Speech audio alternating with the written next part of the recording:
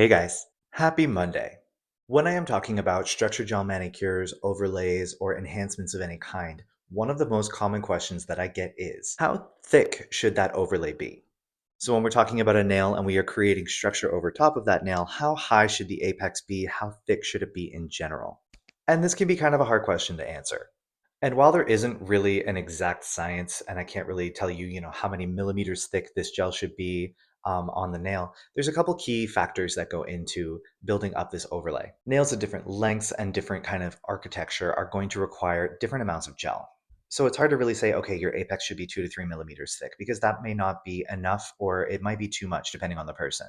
But the word that I use here very, very often when we're talking about this is proportion. So as nail techs, we need to understand that when we are building up an apex, we are building up a structural layer on a nail. If it is too thin, if we are using something that is semi-hard or on the harder side, if we're just applying a very, very thin layer of that gel, very often because we don't have that support, that gel is very, very likely to lift and crack. And then on the other side, if you are building up a very, very high apex, you are building a very thick nail, it's not going to look very pleasing. And even if you are building up a lot of gel thinking this is going to make the nail stronger, without properly placed structure, you're still going to experience surface breakdown. So when we are building a nice apex, nice structure over top of that nail, we need to make sure that we are applying enough gel to build some body to create that really beautiful smooth architecture.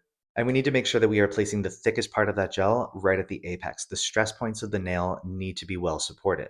And then we want a nice smooth taper into the cuticle, the side wall, and the free edge. A very common misconception is that thicker nails are stronger. That's just not the case. Now, on a shorter nail, say something like my length, you're obviously not going to want to build as much gel up as if you are working with a longer nail. In order to exact proper proportions on a shorter nail, you are going to want to build a smaller apex to make sure you are resurfacing that nail and giving that gel some body, but not so much that it's looking a little thick. When we are talking about longer nails, you are going to need to build a little bit more of an apex to support that length. But it should never look clunky. It should never look like you have a ton of gel product built up on the nail. So think of it more as resurfacing. We are realigning the structure of the nail instead of just building up a bunch of gel. Now, if you are focusing on applying thinner structural overlays and you find you're experiencing some surface breakdown, there's going to be a little bit of wiggle work that we need to do here to really find that sweet spot. But if you are feeling like doing a slightly thinner overlay is resulting in surface breakdown, lifting, cracking, chipping, stuff like that, it may not just be how thinly you're applying the gel. Say, for instance, I'm applying overlays of the Nail Thoughts Tinted Builder base. This gel is a softer builder, so it's a little bit more flexible and it's not as hard. So it's really great for short to medium length nails. Now, if I'm applying structure with this tinted builder base and, creating a really beautiful proportionate structure, but I'm not quite getting the return that I'm looking for. Maybe it's lifting, we're getting some cracking at the stress points, overall surface breakdown. This might be an indicator that you need to switch to a different product, something like the platinum filler base.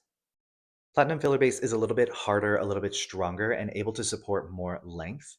So if your clients have been growing out their nails with the Nail Flats builder bases, but maybe they're getting a little bit longer and they're not seeing the staying power that they're looking for, this may actually be something that you want to transition them to prevent that.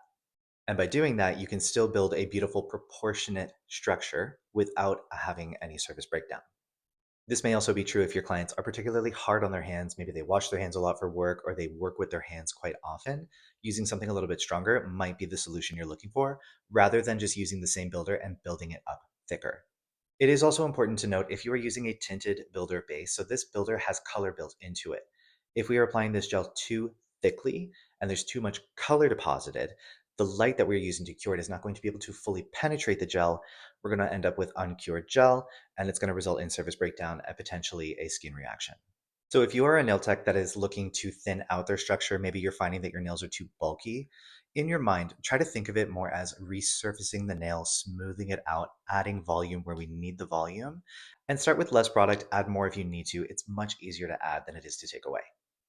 If you are a nail tech that thinks their overlays are too thin and you're getting cracking, lifting, surface breakdown issues like that, don't be afraid to add a little bit more product. You just want to make sure that the thickness of that gel is placed at the proper place in the apex of the nail. Too much gel placed around the perimeter of the nail is still going to lead to surface breakdown because the weight distribution is just off. Too much gel at the tip of the nail, you're going to have more weight towards the free edge, and that's going to lead to lifting at the cuticle. Too much gel placed towards the cuticle is going to throw off the weight distribution at the apex, that stress point, and you're going to lead to cracking.